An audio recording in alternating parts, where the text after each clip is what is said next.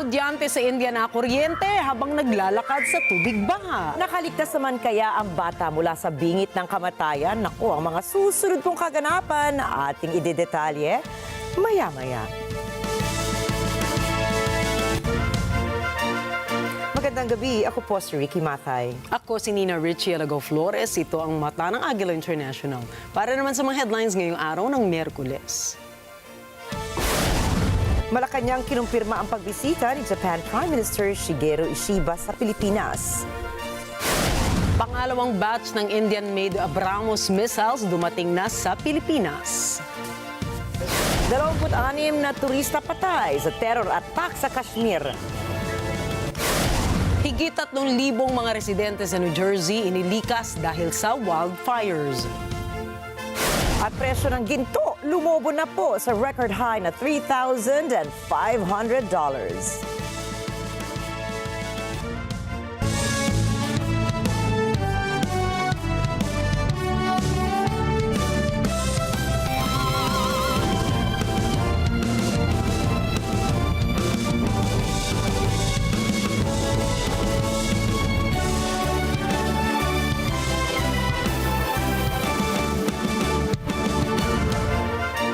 Kinumpirma ng Malacanang ang pagbisita ni Japanese Prime Minister Shigeru Ishiba sa Pilipinas mula April 29 hanggang 30.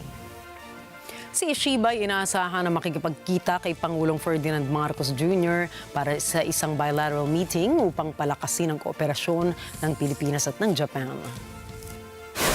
Ayon sa Presidential Communications Office, layo ng pagbisita ng Japanese Prime Minister sa bansa na mas palalimin pa ang maraming aspeto ng ugnayan ng dalawang bansa, kabilang narito ang economic cooperation, defense engagements at people-to-people exchanges.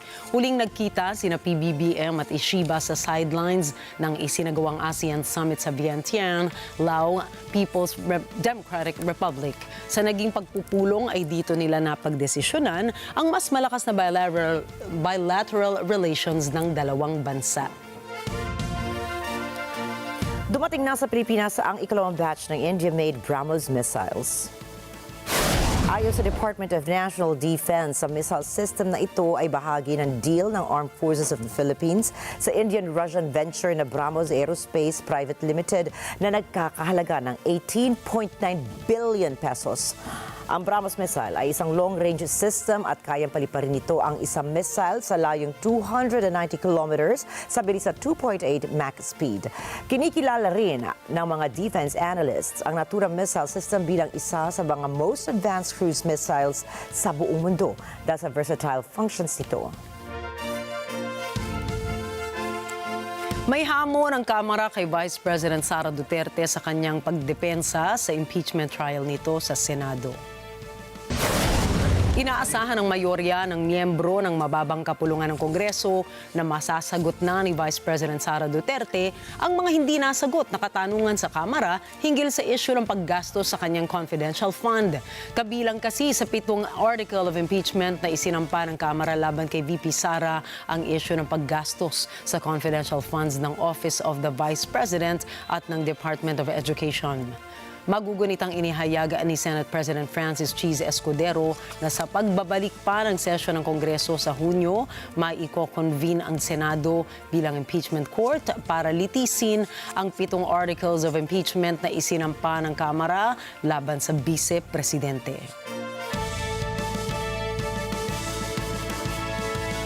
Samantala, available na ang mas secured na online precinct finder ng Commission on Elections o COMELEC.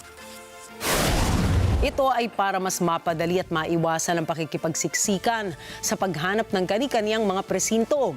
Sa kanilang online platform, hihingin ang buong pangalan, petsa at lugar ng kapanganakan, gayon din ang lugar kung saan sila nakarehistro. Malalaman din kung active pa ba o hindi na ang botante. Ayon kay COMELEC Chairperson George Erwin Garcia, umabot sa estimated 35 million na mga hacking attempts ang online precinct finder nitong mga nagdaang eleksyon.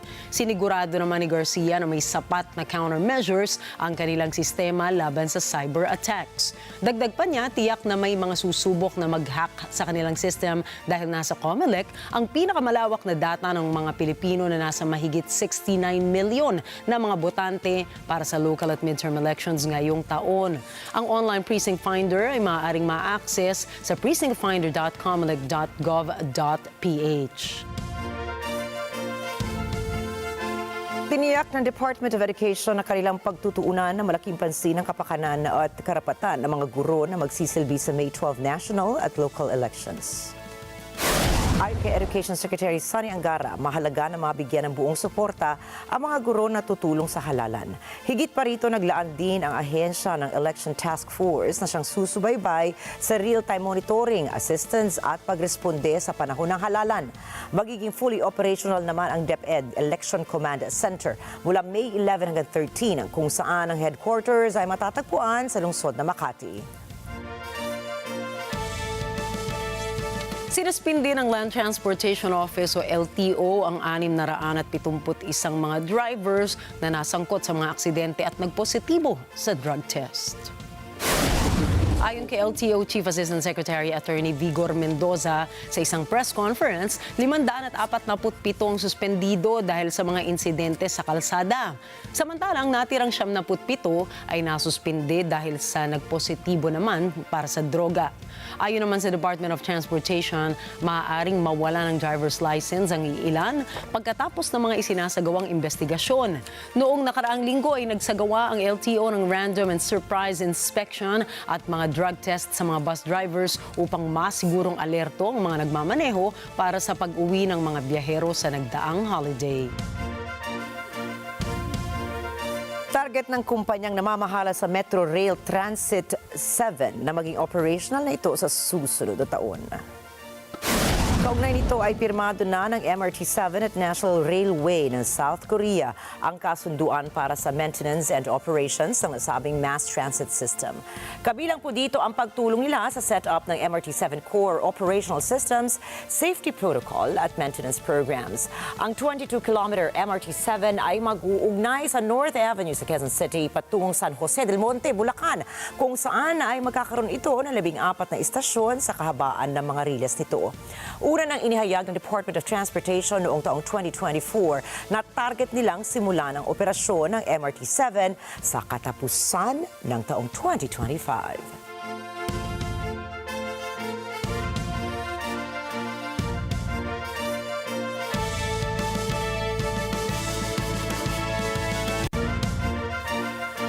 Gagawaran ni Pangulong Ferdinand Marcos Jr. ng Presidential Medal of Merit ang 4 iconic women bilang pagkilala sa kanilang mahalagang kontribusyon sa kulturang Pilipino.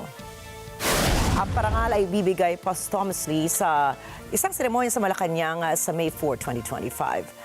Si Gloria Romero, na reyna ng pelikulang Pilipino, ay pumanaw noong Enero sa edad na 91. Si Margarita Flores naman, na kilalang chef at tagapagtaguyod ng pagkain Pilipino, ay namatay noong February 11 sa edad na 65. Habang si Pilita Corrales, na Asia's Queen of Songs, ay pumanaw noong April 12 sa edad na 85.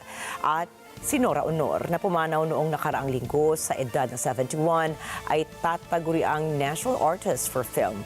Lahat ng 4 na kababaihan ay kinilala para sa kanilang natatanging ambag sa sining, musika, pelikula at kulturang Pilipino.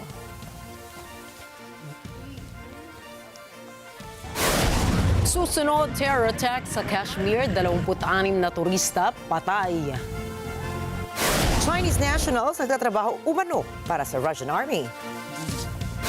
At Putin interesado sa peace deal ng Ukraine. Mga detalye ng mga balitang yan at iba pa ring mga balita sa pagbabalik ng Mata ng Agila International.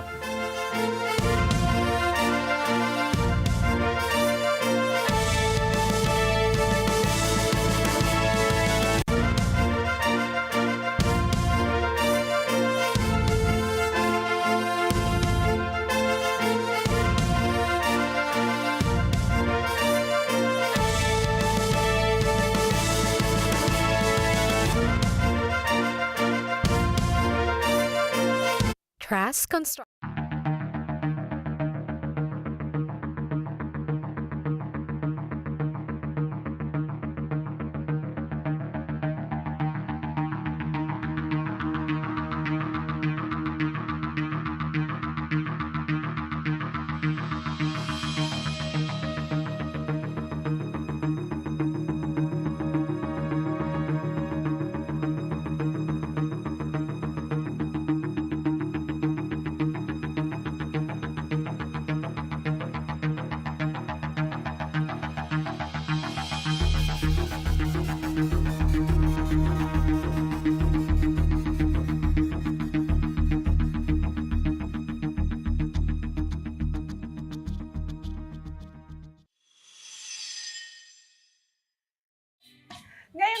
2025, 25th anniversary na po ng Net25. Kaya naman mga ka-Net25, happy anniversary po sa ating lahat. At mga ka-Net25, we want to thank you and ask you to keep on supporting our shows here sa Net25. And of course, kasama rin po kayo sa celebration namin. Kaya happy anniversary and happy 25th. Congratulations sa ating lahat.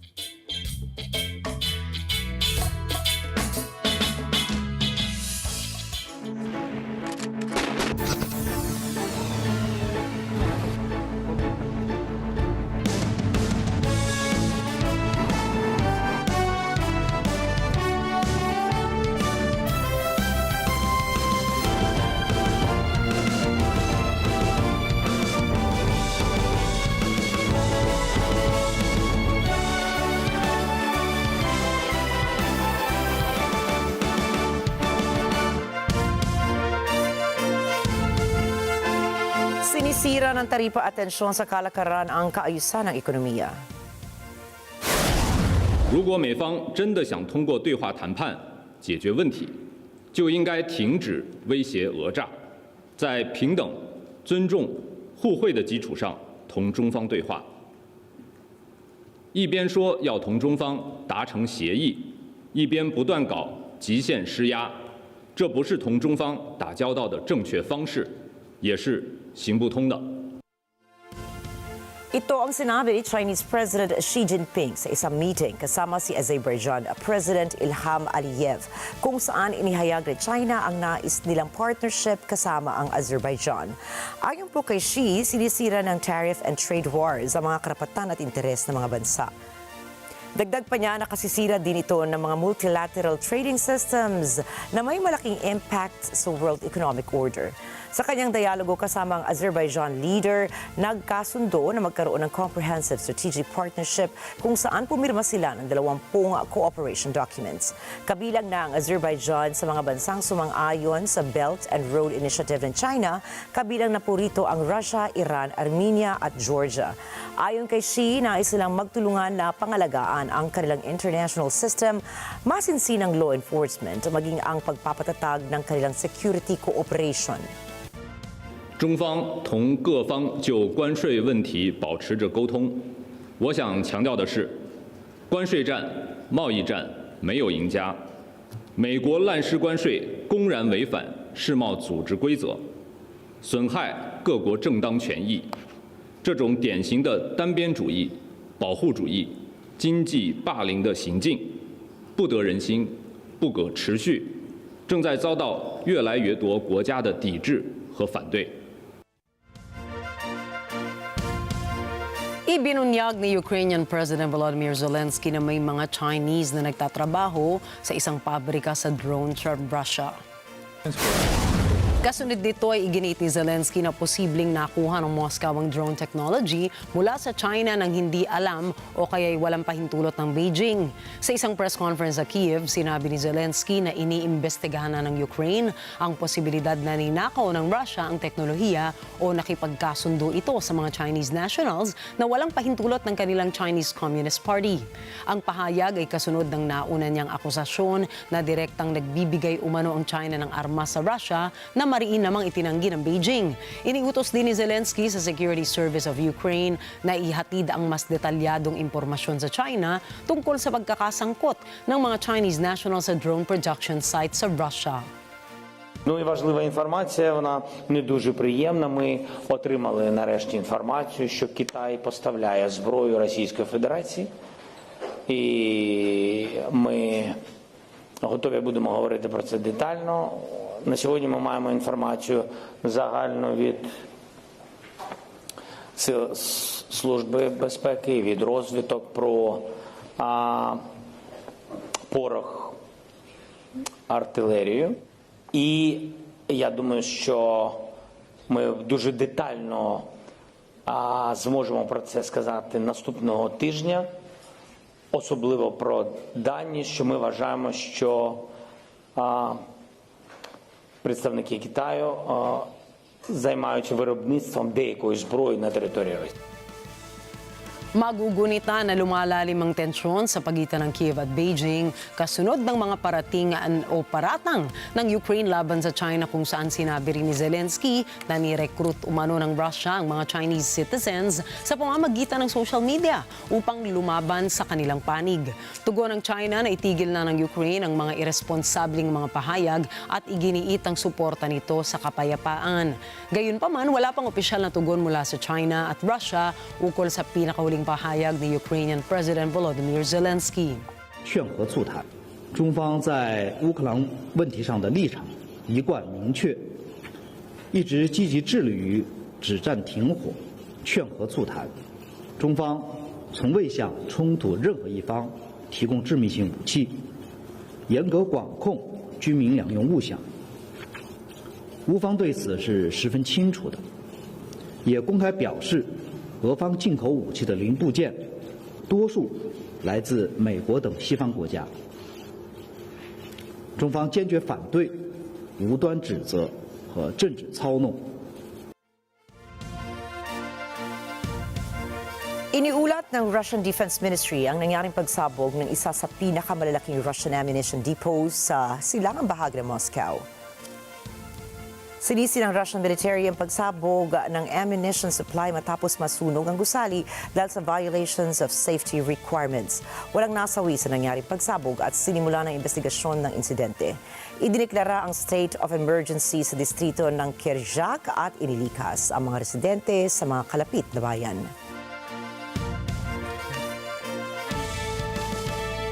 Nagpahayag na ng interes si Russian President Vladimir Putin na magkaroon sila ng pag-uusap ni Ukrainian President Volodymyr Zelensky.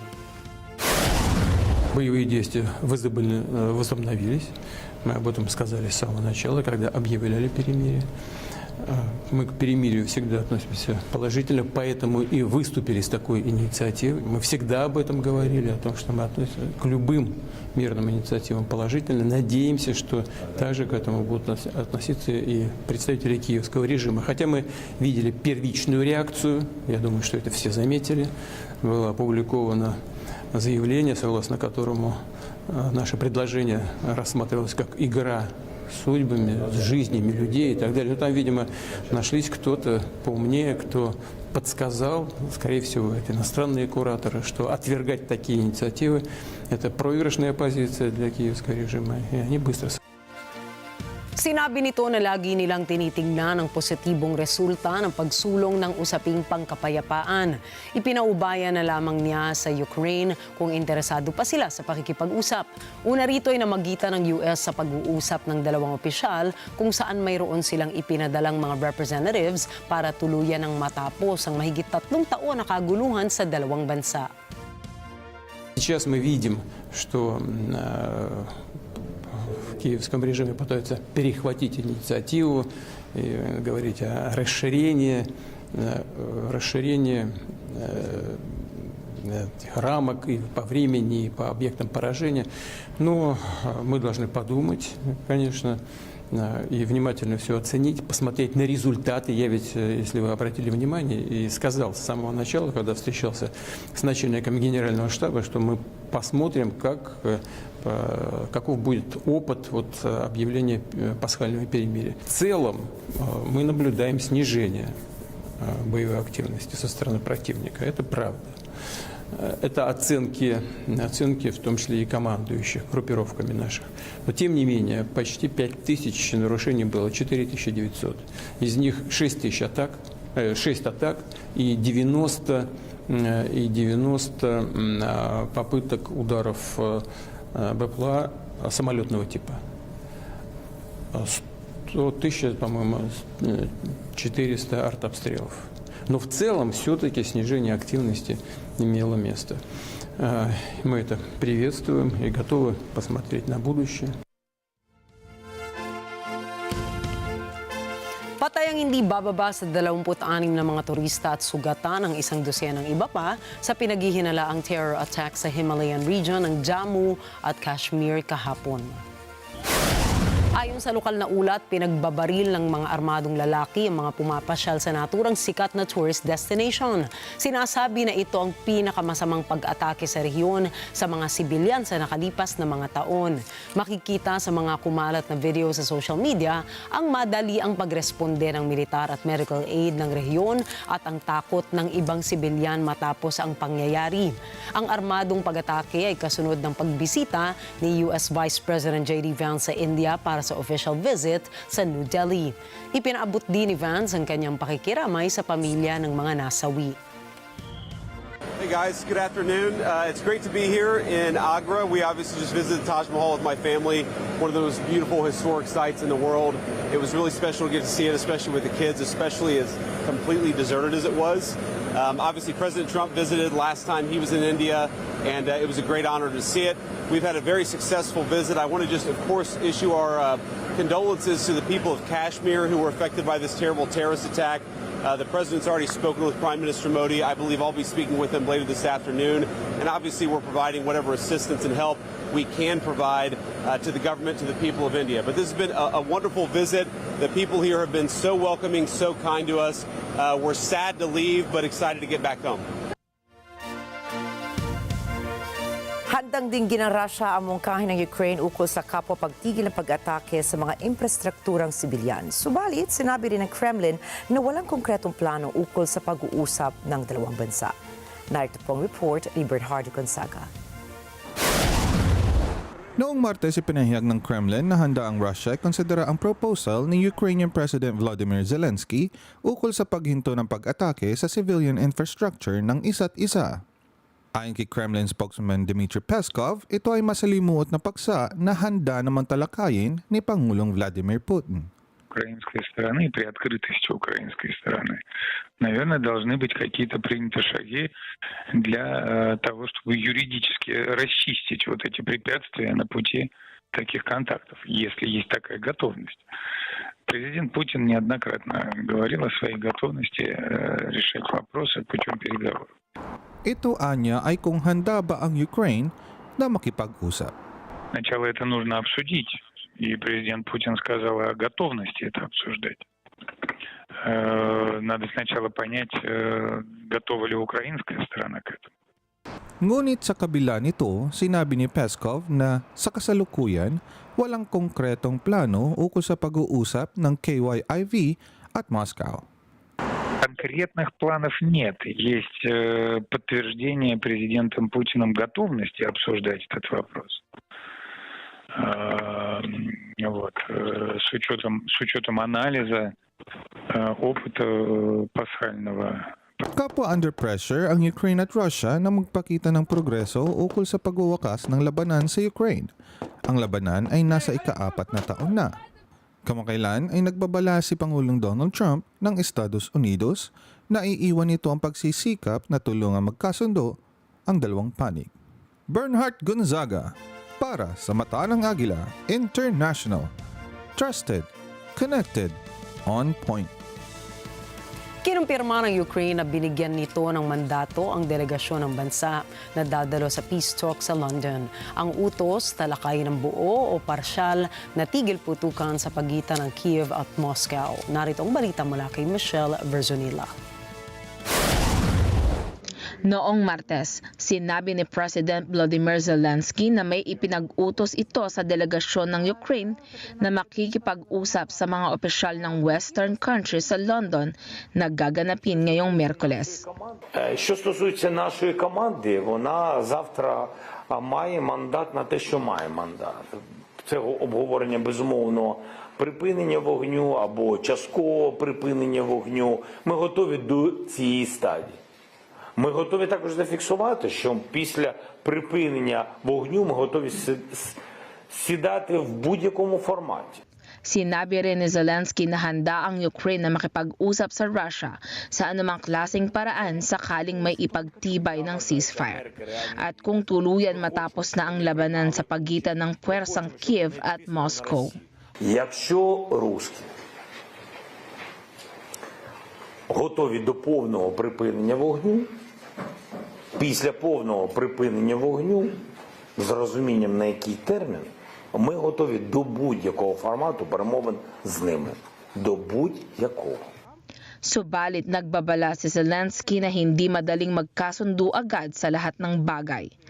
Binanggit nito ang mga usapin tulad ng teritoryo, garantiya ang panseguridad at ang pagsali ng Ukraine sa alyansang militar ng NATO. Україна не визнає юридично окупацію Криму. Нема про що говорити.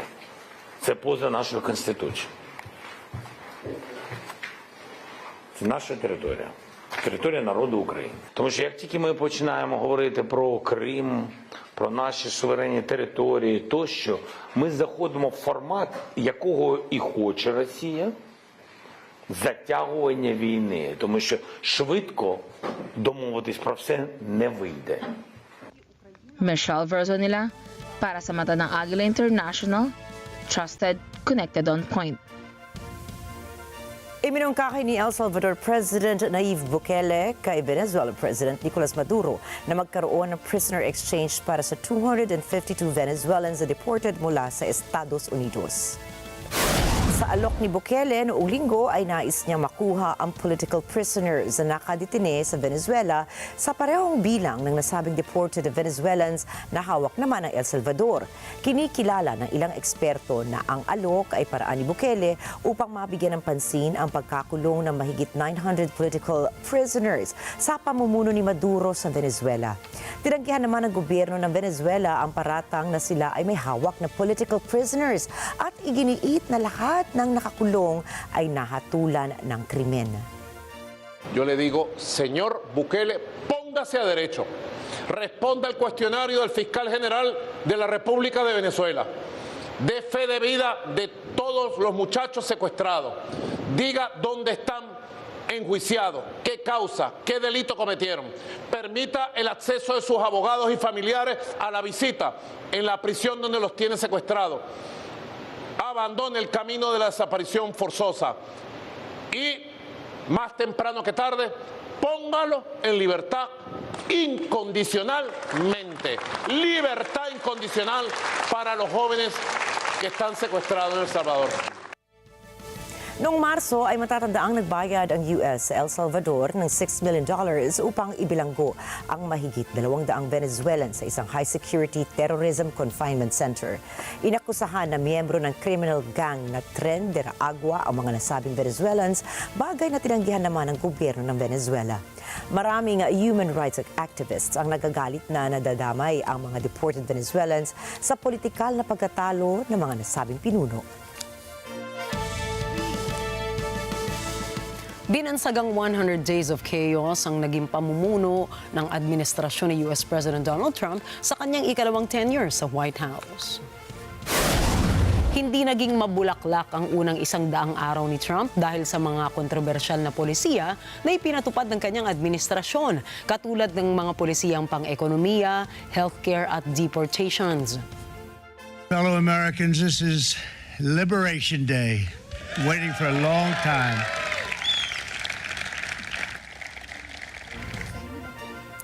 Umaray ang maraming pamilya sa pagtaas ng presyo ng mga bilihin bunsod ng mga tariff policies ni Trump.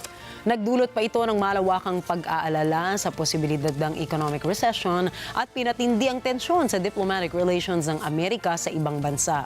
Tinawag itong Trump slump ng marami dahil sa magulong dulot ng Trump tariffs. Nawalan din ng trabaho ang maraming tao, lalo na sa mga ahensyang ipinasara sa pamamagitan ng pagsasanib puwersa ni Trump at Musk na itinalagang hepe ng Department of Government Efficiency o DOGE. Nabingit pa sa panganib ang mga law-abiding migrants ng Amerika dahil sa mass deportations ng Trump administration. Isang administrative error ang nagresulta sa maling pag-deport sa isang Maryland resident patungong El Salvador. But I will say this, we were inundated by millions of people, many millions of people during the Biden administration. They say 21 million. And a big percentage of those are criminals, serious criminals. I'm not saying just criminals because they came into the border illegally. I'm saying they're criminals at the highest level, murderers. Many of those people murdered more than one person, and they're on the loose. And I was elected to get rid of those criminals, to get them out of our country.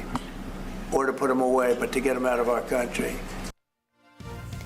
Tinuligsari ni Trump ang sektor ng edukasyon kung saan isa sa mga una niyang hakbang ay buwagin ng Department of Education ng Amerika. Itinigil din ni Trump ang pagbibigay ng federal funds ng iba't ibang universidad katulad ng Harvard at Columbia University matapos nilang tumutol sa mga utos ni Trump na baguhin ang ilang aspeto ng kanilang pamamalakad. Because I think Harvard's a disgrace. I think what they did was a disgrace. They're obviously anti-Semitic, and all of a sudden they're starting to behave.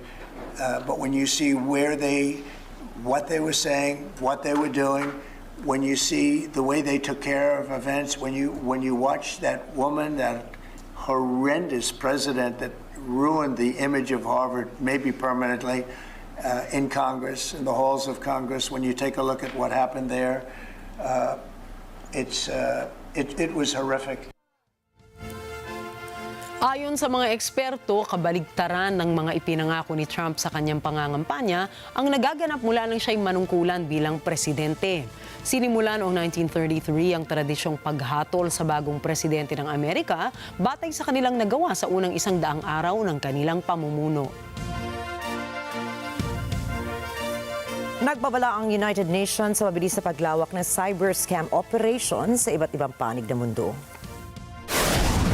It is unbelievable. We're talking about tens of thousands of people, 120,000 victims, human trafficking victims, sent into these centers to operate these scams, these international scams. And they're reaching the entire world. Victims giving up billions of dollars that are being used to fuel these atrocities as a result of these scam centers.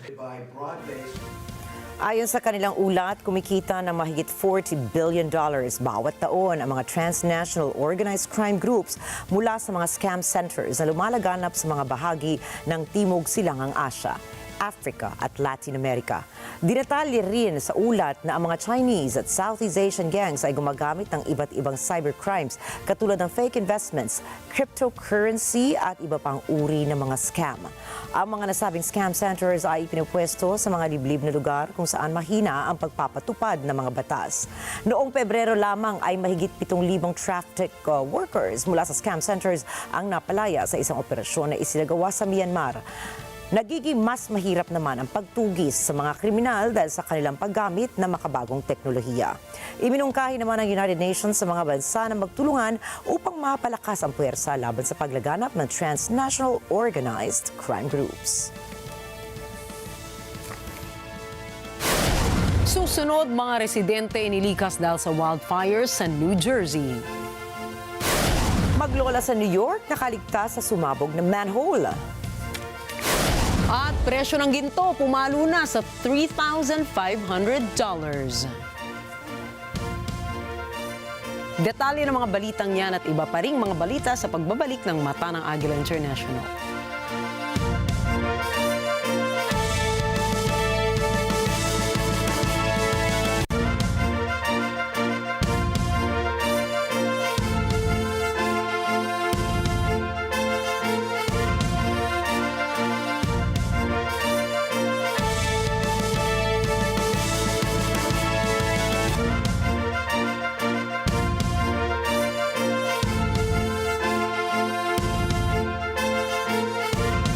Trust.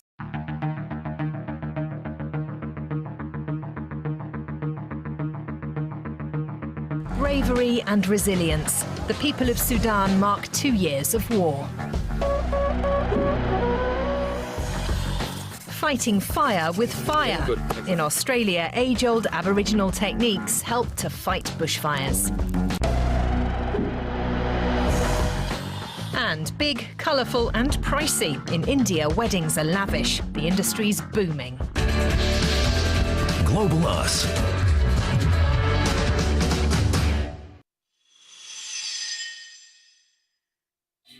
Ngayong 2025, 25th anniversary na po ng Net25.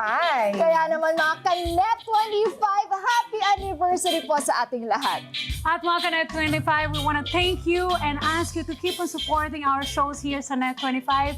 And of course, kasama rin po kayo sa celebration namin. Kaya happy anniversary and happy 25th. Congratulations sa ating lahat!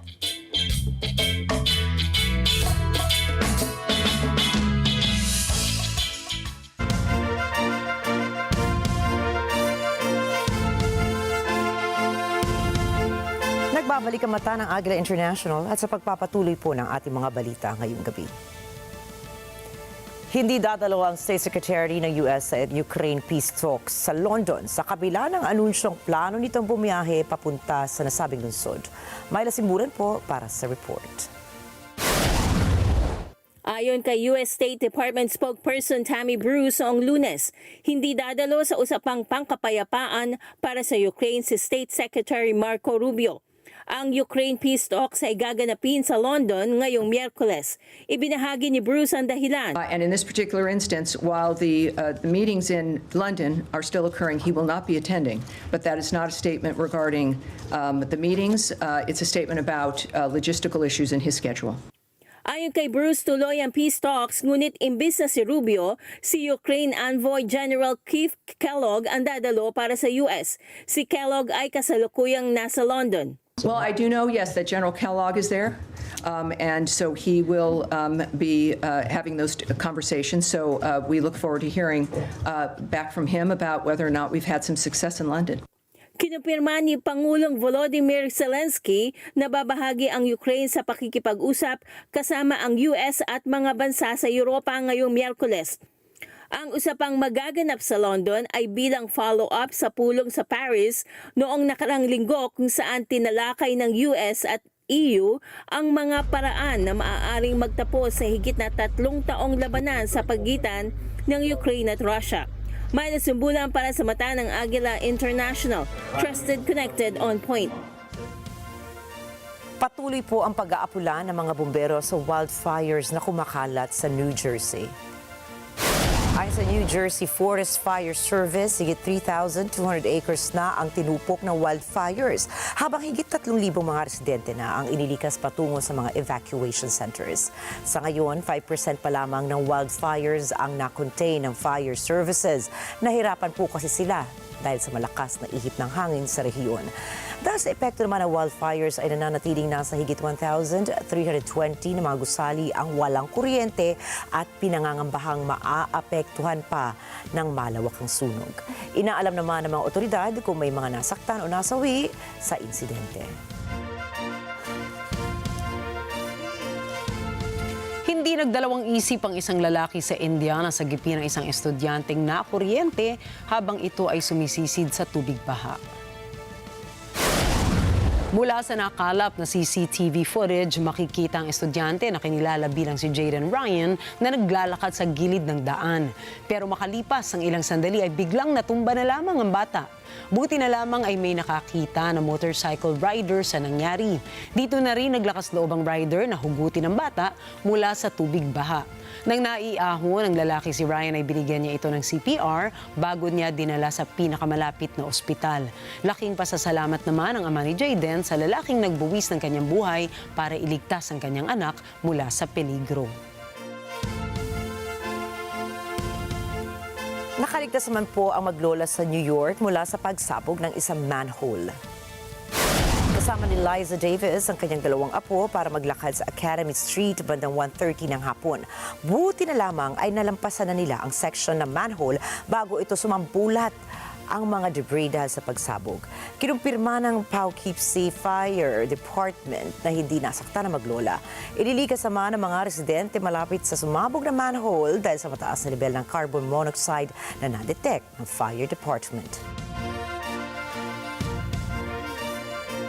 Sa Papua New Guinea, ibinandera ng iba't ibang probinsya ng bansa ang kani-kanilang mga produkto, tour operations, travel agencies at sining sa ginanap na National Tourism Conference and Expo 2025. Kasama sa mga i-showcase ay panlokal at internasyonal na handmade items na karamihan ay may mga disenyong kakaiba at kahanga-hanga.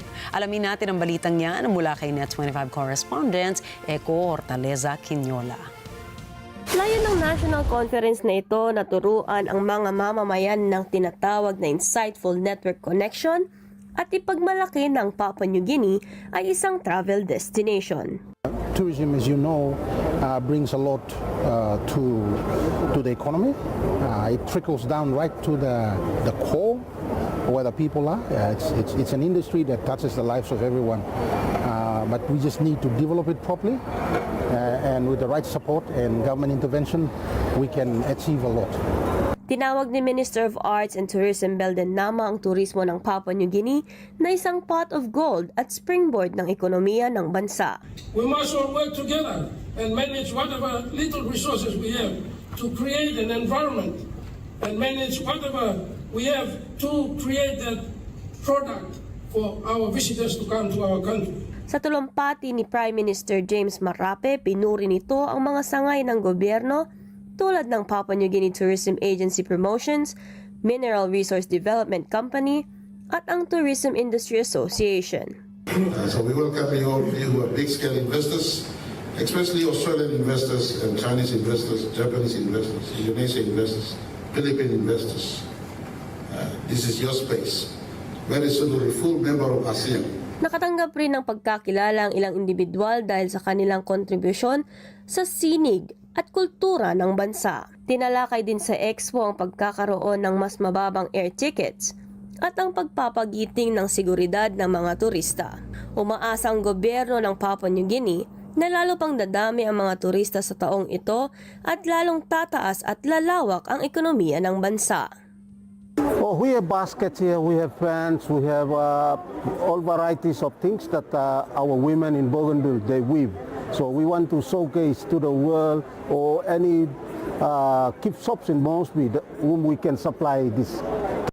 Eko Hortaleza Quinola, Port Moresby, Papua New Guinea, mata ng Agila International, trusted, connected, on point.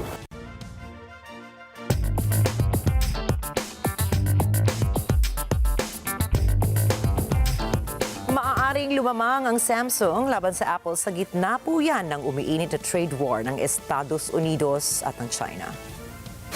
Ito ay dahil hindi nakasentro ang Samsung sa China sa paggawa ng kanilang mga smartphones, samantalang 90% ng iPhone ay ginagawa pa rin sa China. Ang Samsung ay gumagawa ng mga smartphone sa Vietnam, South Korea at may sarili pang pabrika ito sa India na siyang pinakamalaking exporter ng Samsung phones noong nakaraang taon. Dahil dito, mas malaki ang posibilidad na maaapektuhan ng Apple ng bagong taripa ni US President Donald Trump, lalo na kung tumaas pa ang buwis sa mga produktong galing ng China. Ayon sa ulat, maaaring tumaas ng hanggang $800 ang presyo ng iPhone 16 Pro Max kung matutuloy ang dagdag na buwis. Gayunpaman, ayon sa mga eksperto, hindi kaagad ibig sabihin nito ay tataas na ang benta ng Samsung dahil matibay ang loyalty ng Apple users at mas nangingibabaw pa rin ang Apple sa high-end market.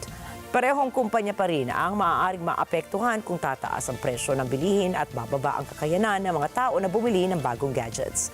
Sa panahong ito, mas uunahin ng mga tao ang pang-araw-araw na pangangailangan nila kaysa mag-upgrade ng smartphone.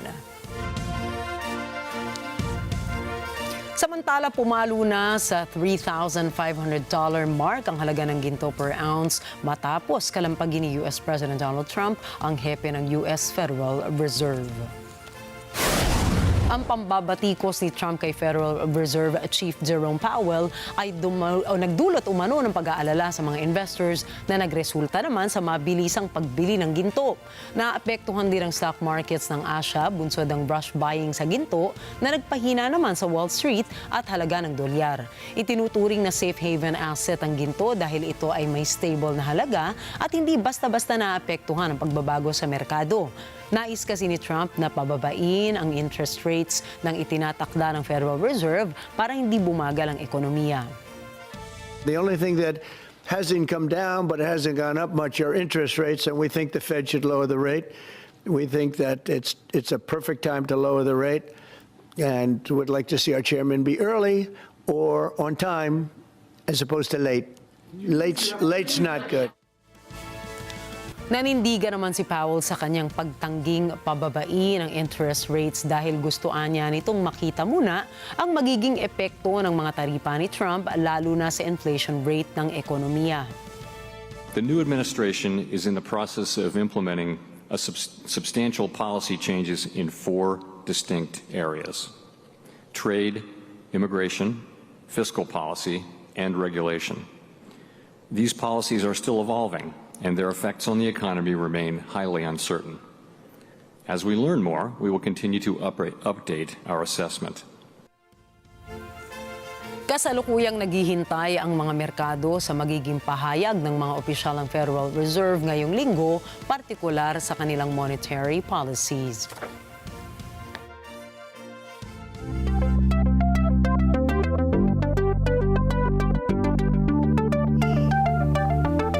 Nakatakda ng lumipad ang Zhenzhou 20 crude spaceflight mission matapos itong maipasa ang mga huling pag-iensayo o maipasa ang huling pag-iensayo bilang paghahanda.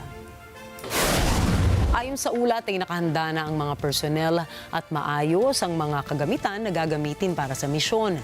Sa isinagawang rehearsal ay nagkaroon ng simulation mula sa pre-launch hanggang sa ignition at orbital flight upang masuri ang mga parametro at pamamaraan na ipatutupad sa araw ng paglipad.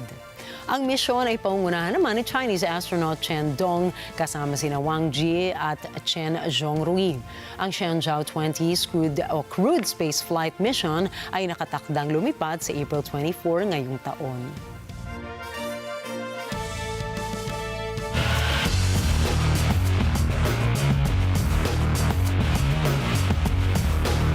Nagdemanda naman ang isang babae sa Nevada kay National Football League Hall of Famer at media personality na si Shannon Sharp ng higit $50 million.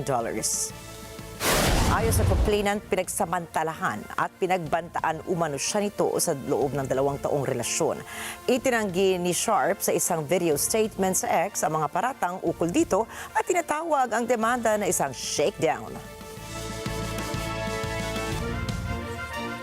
Umubra ang Luka Magic para sa kanilang game series tie sa kanilang round 2 matchup laban sa Timberwolves habang nagtagumpay muli ang Indiana Pacers laban sa Milwaukee Bucks sa 2025 NBA Playoffs. Si Kyle Lara uli para sa play-by-play.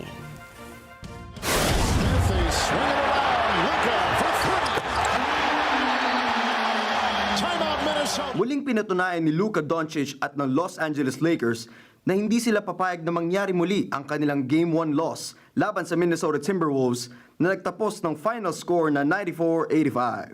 Nagpakitang gilas ang Slovenian magician sa kanyang paghihiganti at nakamit ang 31 points, 12 rebounds, 9 assists at kinonekta ang kanyang 11 for 11 sa free throws.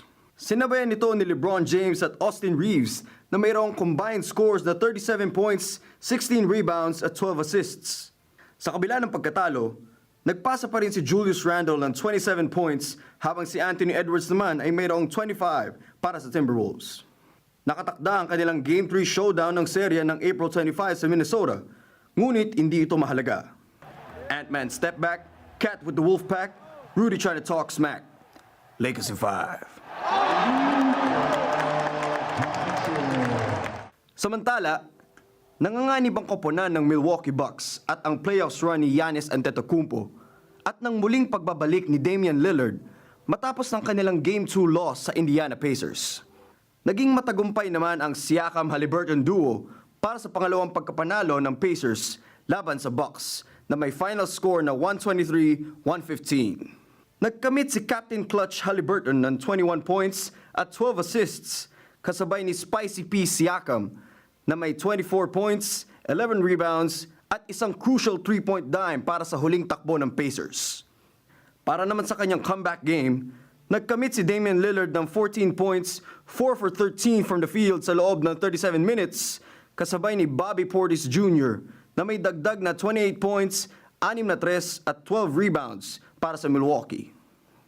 Kyle Lara, para sa mata ng Agila International. Trusted, connected. He's in the lane with the left hand and he scoops it off the right-hand glass.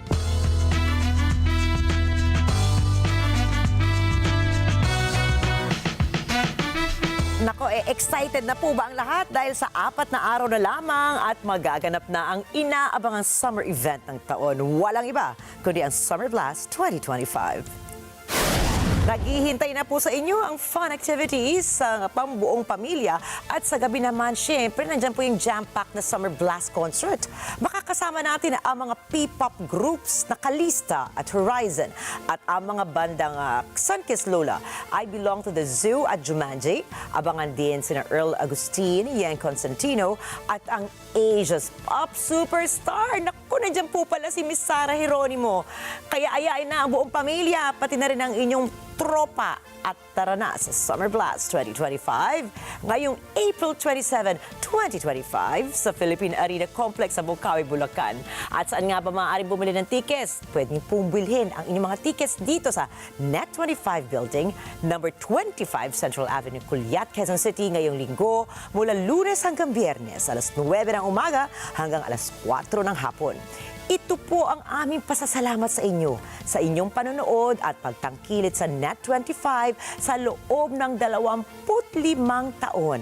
Para sa mga bagong updates patungkol sa Summer Blast 2025, patuloy lamang na sundan ang official social media pages ng Net25 at ng Philippine Arena. At syempre, tumutok po dito lamang sa #1 Family Entertainment Channel, walang iba kundi Net25. Sa ibang balita, magsisimula na muli ang trial kay Harvey Weinstein sa New York ngayong Miyerkules. Siya ay naharap sa mga bagong kaso ng rape at sexual assault mula sa 3 mga babae, kabilang ang isa na hindi bahagi ng unang paglilitis. Ang jury ngayon ay binubuo ng 7 kababaihan at 5 kalalakihan kasama ang 5 alternatibong miyembro mula sa iba't ibang professions katulad ng scientist, photographer, software engineer at social worker. Sila ang magpapasya sa kaso ni Weinstein na dati nang hinatulan noong 2020 ngunit binawi ang desisyon ng korte noong 2023 dahil sa technicalities. Ang mga bagong reklamo ay nagsasabi na si Weinstein ay nanggahasa ng isang babae taong 2013 at pinilit ang 2 pa na gumawa ng malalaswang aktibidad taong 2006. Mariing itinanggi ni Weinstein ang mga paratang at sinabing pumayag ang mga nabanggit na kababaihan sa lahat ng nangyari. Tiniyak ng korte na sila ay makatarungan at walang pinapanigan, lalo pat sensitibo ang kasong ito. Susunod, airport sa Japan nagmistulang Sanrioland ni Hello Kitty. At viral Dubai chocolate trend nagdulot ng worldwide pistachio shortage. Abangan ang iba pang mga storya pagdating ni Alma Angeles at ng Net25 World News. Patuloy pa rin pong umantabay, magbabalik pa ang mata ng Agila International.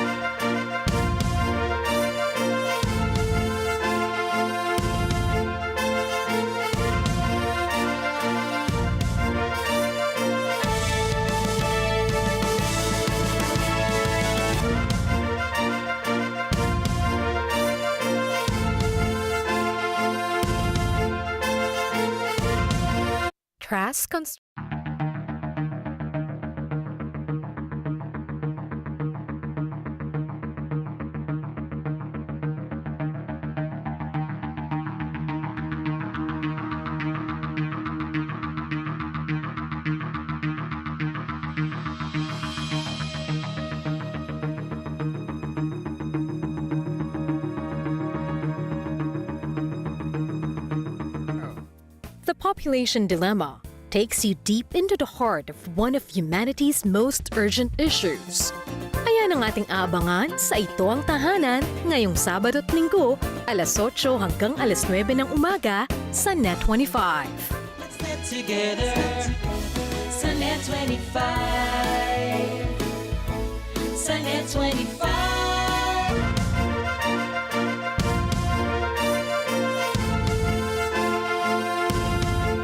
Pansamantalang pinalitan ang pangalan ng Oita Airport sa Japan bilang Oita Hello Kitty Airport simula ngayon hanggang October 13, 2025. Layunin itong hikayati ng mga turista na bumisita sa Oita sa halip na sa mas mataong lugar katulad ng Tokyo at Kyoto. Makikita si Hello Kitty at iba pang Sanrio characters katulad ni My Melody, Little Twin Stars at Pochako sa buong paliparan. Malapit si Oita o sa Oita ang Harmony Land, isang Sanrio theme park, kaya't bagay ang tema ng paliparan. Ayon sa Sanrio at lokal na mga pamahalaan, nais nilang itampok ang mga natural na hot springs at pagkain ng Oita habang ginagamit ang kasikatan ni Hello Kitty para makaakit ng mga turista mula sa loob at labas ng bansa. Hindi ito ang unang airport sa Japan na gumamit ng anime o cartoon theme. Ginamit na rin dati ang mga karakter na katulad ni Detective Conan, Kitaro, Pokemon at Super Mario sa iba't ibang paliparan sa bansa. Pinarangalan naman ng Guinness World Records ang isang professional figure skater sa Ukraine para sa most 360 spins on stilt skates in 30 seconds. Kinuha ni Alisa Pilishenko ang titulo nang siya ay umikot sa isang paa ng 34 na beses sa kalahating minuto habang suot ang stilt skates na may taas na 45 sentimetro. Dahil sa digmaan sa pagitan ng Ukraine at Russia ay nasira ang mga ice skating rinks kaya karamihan sa pagsasanay ni Alisa ay gamit ang roller skates. Minsan ay naglalakbay si Alisa ng 500 kilometro mula sa kanyang tahanan papuntang Kiev at Dnipro upang makapag-ensayo. Ayon kay Alisa, nakatulong naman ang lahat ng natutunan niya sa pagpupursigi na maging Guinness World Record holder upang mahasa ang kanyang kakayahan bilang isang professional figure skater. Nagkaroon na po ng worldwide pistachio shortage dahil sa patuloy na paglaganap ng isang patok na chocolate recipe sa TikTok. Ang Dubai chocolate ay ginagawa gamit ang milk chocolate na may palaman na creamy pistachio at kunafa, isang sangkap na nagmula sa Middle East. Sa United States at sa Iran sinasaka ang mga pistachio kernels na kinikilalang pinakamahalagang sangkap ng Dubai chocolate. Ayon sa mga Iranian pistachio producers, dumaragdag na ng 40% ang na-export na pistachio nuts sa United Arab Emirates kung ikukumpara sa kabuuan ng nakaraang taon. Sa US naman ay tumaas ang presyo ng pistachio mula $7 hanggang sa $10 per pound. Samantala, gumagawa naman ang sariling bersyon ng patok na Dubai chocolate ang mga malalaking kumpanya katulad ng Lindt upang makisabay sa bagong food craze. At narito po kami para maghatid ng balita saan mang dako ng mundo. Magandang gabi, ako po muli si Rikki Mathay. Ako si Rikki, Alagao, Flores. Ito po ang mata ng Agila International. Para naman po sa iba pang mga balitang nangyari rin sa iba't ibang panig ng mundo, punta tayo kay Alma Angeles para sa Net 25 World News. Take it away, Alma.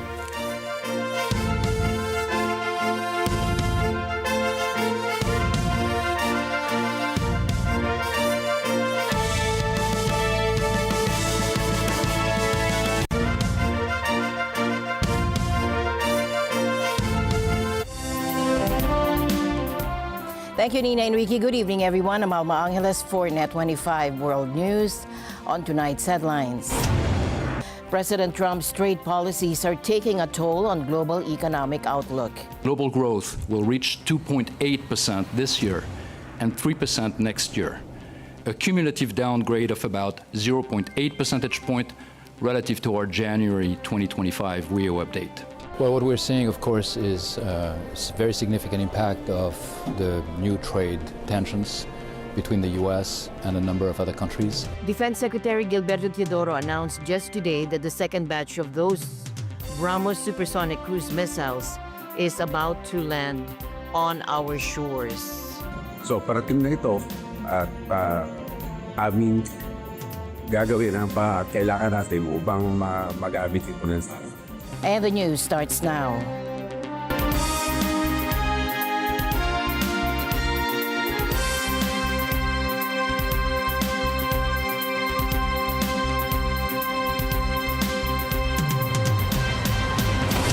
President Trump's trade policies are taking a toll on global economic outlook. The IMF has downgraded growth forecasts for almost all countries, with the U.S. facing the steepest decline among advanced economies, and China's growth falling short of expectations. The International Monetary Fund slashed its global growth forecast Tuesday because of the impact of U.S. President Donald Trump's tariffs, saying they will hurt the economy of the United States, China, and most other countries. Pierre-Olivier Gorinches is the IMF's chief economist. Well, what we're seeing, of course, is a very significant impact of the new trade tensions between the U.S. and a number of other countries. We've seen a flurry of tariff announcements since the end of January with countermeasures from some countries. And all of that is very heavily coloring our outlook for this year and next year. The IMF now sees global growth at 2.8% in 2025. The surge in policy uncertainty is a major driver of the economic outlook. If sustained, the increase in trade tensions and uncertainty will slow global growth significantly. Reflecting this complexity, our report presents a reference forecast which incorporates policy announcements up to April 4 by the U.S. and trading partners. Under these reference forecasts, global growth will reach 2.8% this year and 3% next year, a cumulative downgrade of about 0.8 percentage point relative to our January 2025 WEO update. Its U.S. outlook for this year dropped nearly a full percentage point to 1.8%, and its forecast for China fell to 4% from 4.6% earlier in the year. It sees output near these levels in 2026. The IMF called the report a reference forecast based on developments through April 4th, citing the extreme complexity and fluidity of the current moment. Gorinches told reporters it was not forecasting a recession in the U.S., but the odds of a downturn had increased from about 25% to 37%. He said the IMF was now projecting U.S. headline inflation to reach 3% in 2025, 1 percentage point higher than it forecast in January due to tariffs and underlying strength in services. He said the combination of potentially slower growth and higher prices will create challenges for the Federal Reserve. What we see is in the U.S. is the tariffs acting as a supply shock.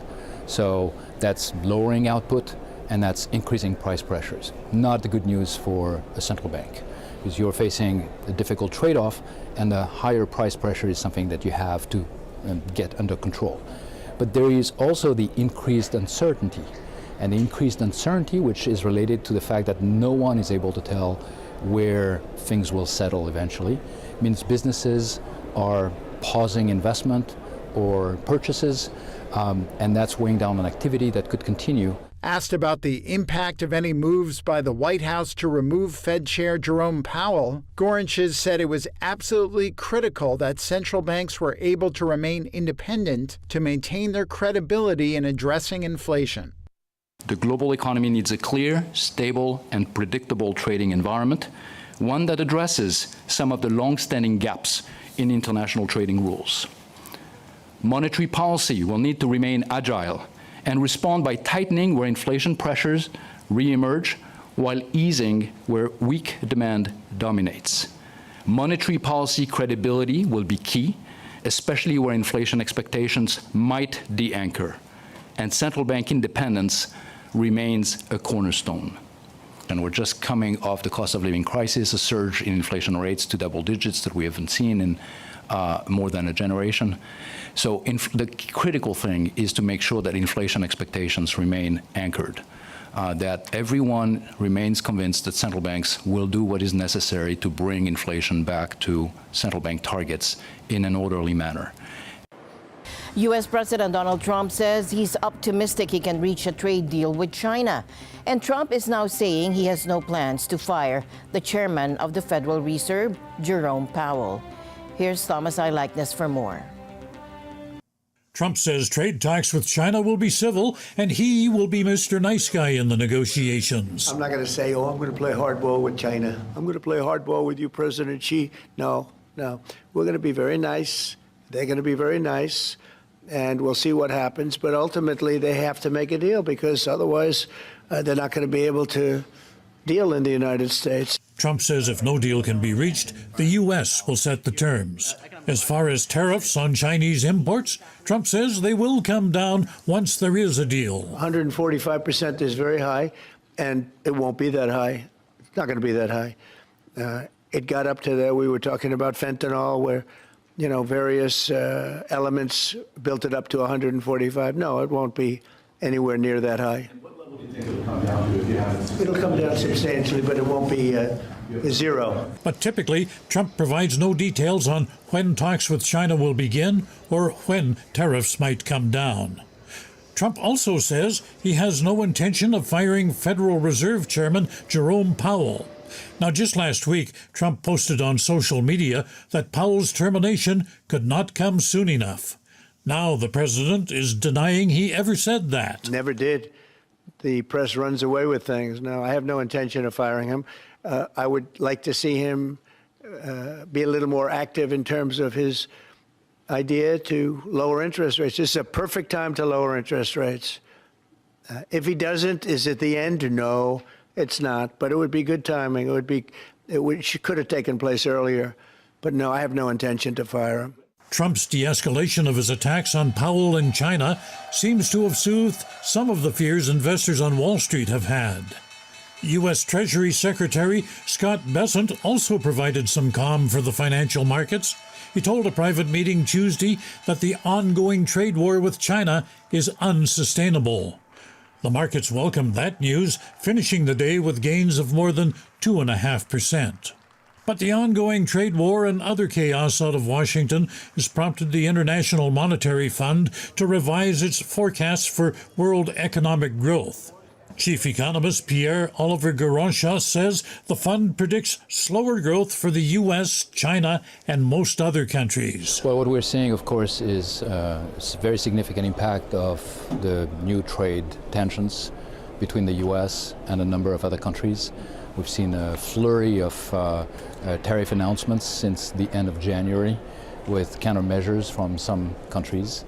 And all of that is very heavily coloring our outlook for this year and next year. And while Tuesday's remarks from Trump may provide some temporary relief in the markets, the absence of a clear trade policy has left the financial world still trying to cope with a lot of uncertainty. Thomas I. Likeness, Net 25 World News. And also tonight, with a significant development in the defense ties between India and the Philippines. Take a look. Defense Secretary Gilberto Teodoro announced just today that the second batch of those BrahMos supersonic cruise missiles is about to land on our shores. Ang aming ginagawa, na-order nga dito, ngunit kung saan ito ilalagay at kung saan ito i-store, hindi nakahanda noon. Kaming inihabol at aming inikanda.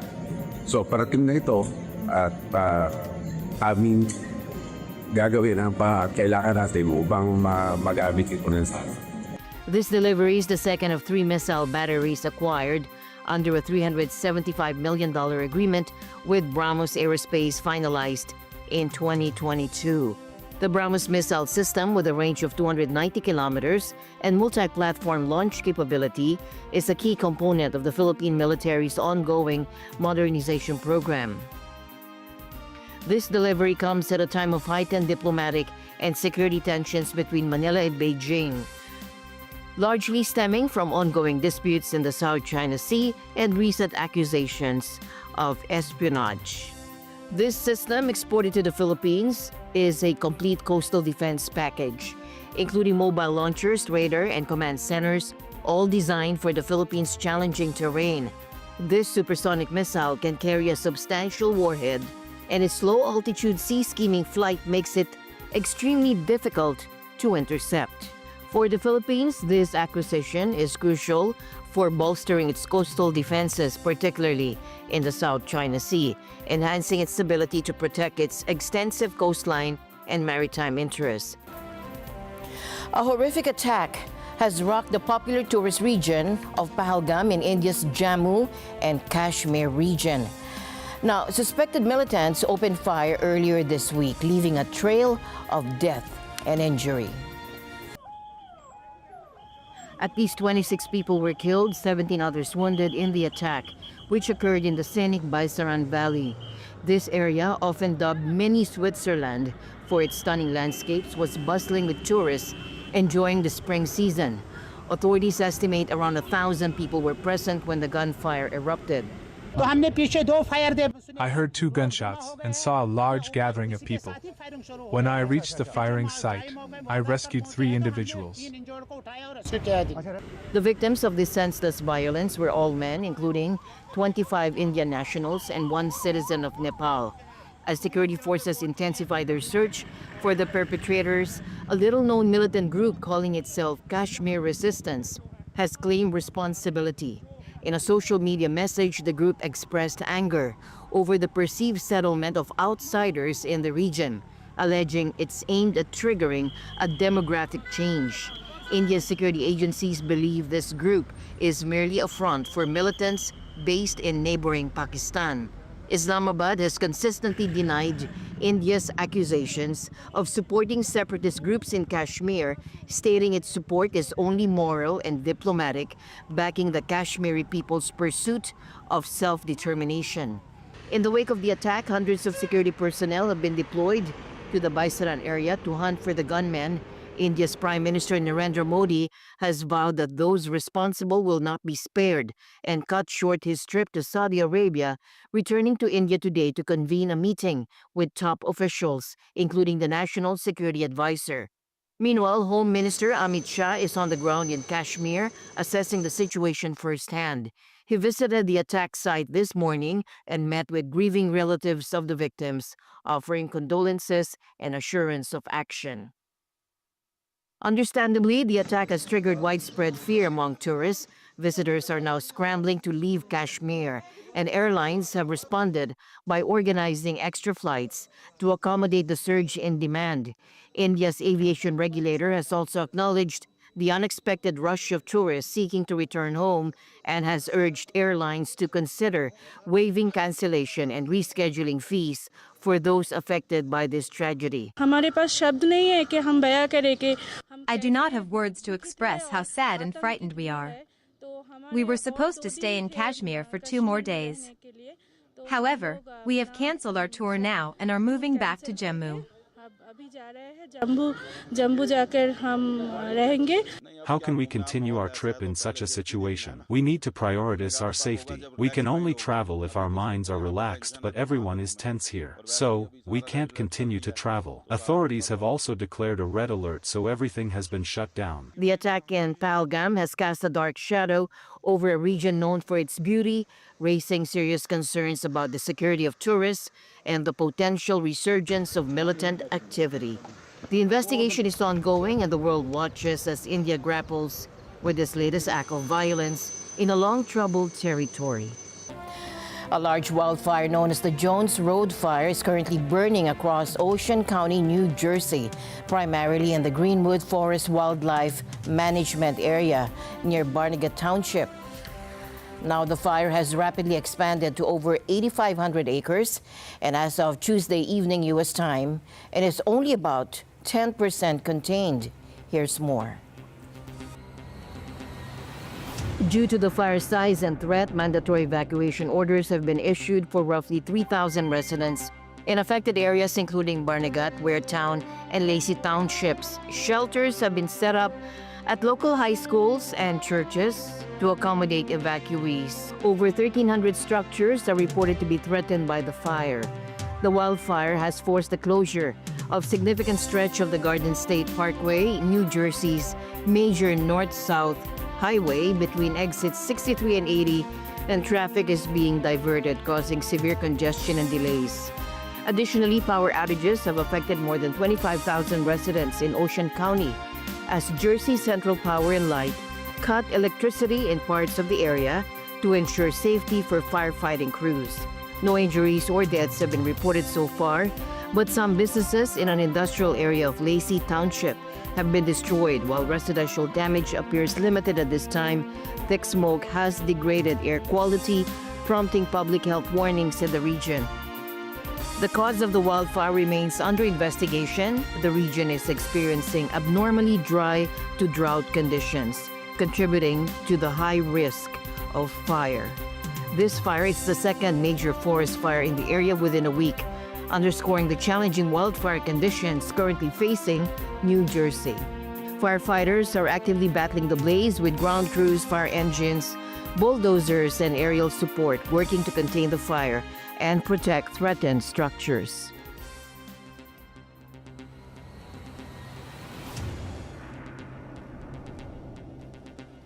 Hawaii's Kilauea volcano has come back to life, erupting again early this morning with some truly spectacular lava fountains.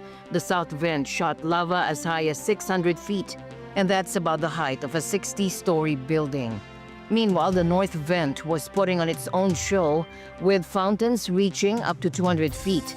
This latest activity marks the start of what scientists are calling episode 18 of the ongoing eruption inside the Halemaumau crater.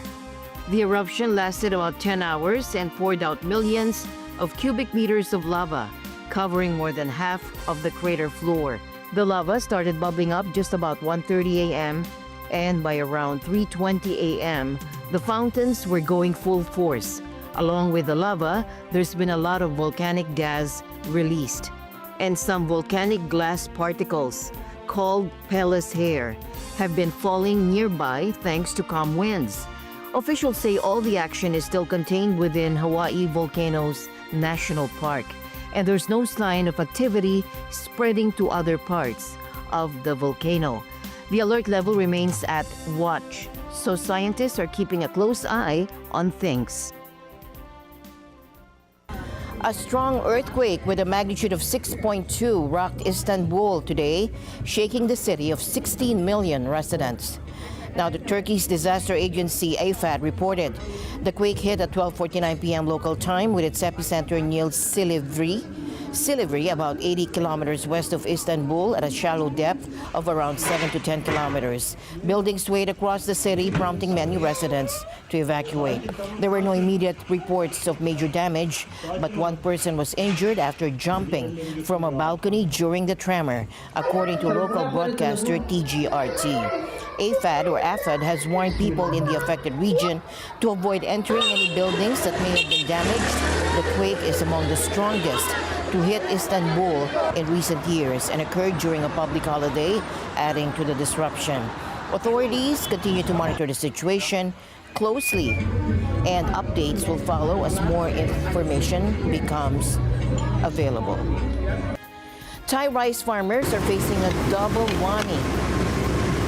Already struggling with low prices after India's return to the export market, they now brace for potential U.S. tariffs under President Trump that could devastate their lucrative American market. Take a look.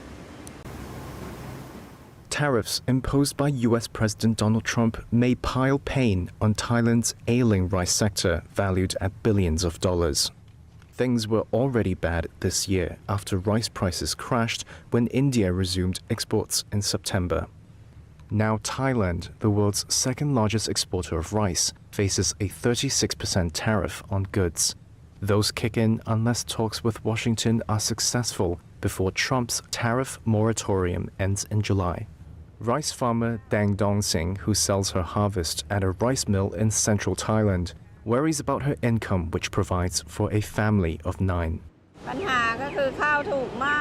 The problem is that the price of rice is very low, while other costs such as fertilizer and farmland rent are higher. There is an imbalance and I'm losing money. The US is Thailand's third largest market by volume, but most lucrative. It usually imports the most expensive fragrant jasmine variety, which the Thai Rice Exporters Association says brought in $735 million last year. The group's honorary president, Chukyat Oppadwong, says Thailand will struggle to compete in the U.S. market if the new tariffs go ahead. If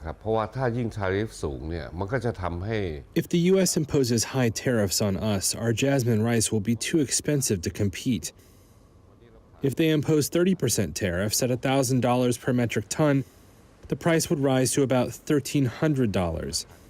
This is a very high price, and since we don't know how Vietnam plans to negotiate, and the price of Vietnamese jasmine rice is at $580 per metric ton, No matter how much they manage to bring the tariffs down, or even if they get like a 40% negotiated tariff, there is still a considerable gap between our price and their price, given our higher base price. The association noted a 30% decline in Thailand's overall rice exports for the first quarter. That's as countries delayed buying decisions and supply grew with India's return to the market. The association expects a similar decline in exports over the next 3 months. The concessions Thailand is proposing to counter Trump include bringing tariffs of U.S. corn down from 73% to 0. But industry groups say that would also hurt Thai farmers.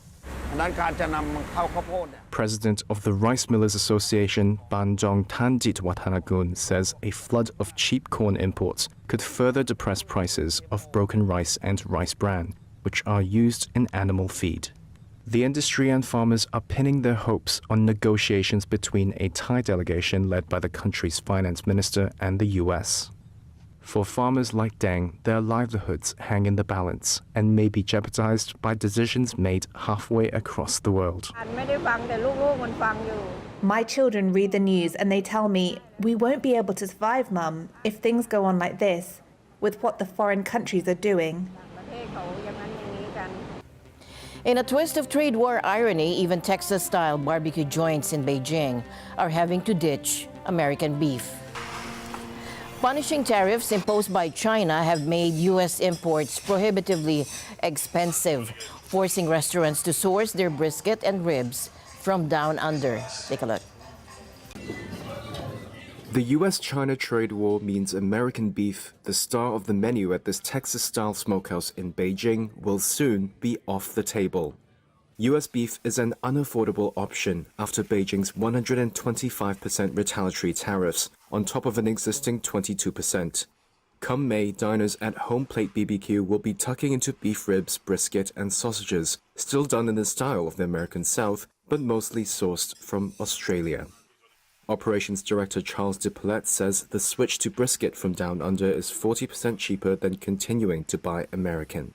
Once we deplete our stocks of that, we'll be switching fully over to Australian M5. We're pretty happy with it. We still think it's the same taste and quality and flavour, but we've had to switch just due to market pressures and the tariffs. Stocks are low in China and the prices have doubled. Pork isn't exempt either. He says their ribs will soon come from Canada. Even before the trade war began, American beef was expensive, partly because of shortages caused by years of dry weather. Those higher prices were already hard to swallow for consumers in China's weak economy. Local university student Yan says he eats imported beef once every few months because the taste is so good. So he doesn't mind forking out the extra cost once in a while just to experience it. He also says that great flavor isn't exclusive to the US and that he's happy to try beef from anywhere. Home Plate BBQ's experience is being repeated across Beijing's restaurants. That's according to a beef supplier based in the capital who spoke anonymously because of the sensitivity of discussing tariffs. While the $125 million worth of beef the US sends to China every month is a sliver of trade between the two sides, its disappearance in China is a glimpse of what's to come for other goods. Tian Chenshu, a senior economist at the Economist Intelligence Unit, says China seems to be lowering its dependence on US exporters. I think there's an additional layer, which is China is intentionally hitting the U.S. farming sector, which means that U.S. farmers will be very difficult to find an exemption from China. Yeah, so I think essentially the beef trade will be blocked. Yeah, and Chinese importers or U.S. exporters need to find something alternative markets. He estimates across the board, 80% of US-China trade is being hit by mutual tariffs. And he says that will only deepen the decoupling between China and the US in terms of trade. And the news continues here on Net 25. We'll be right back. We are now open for business.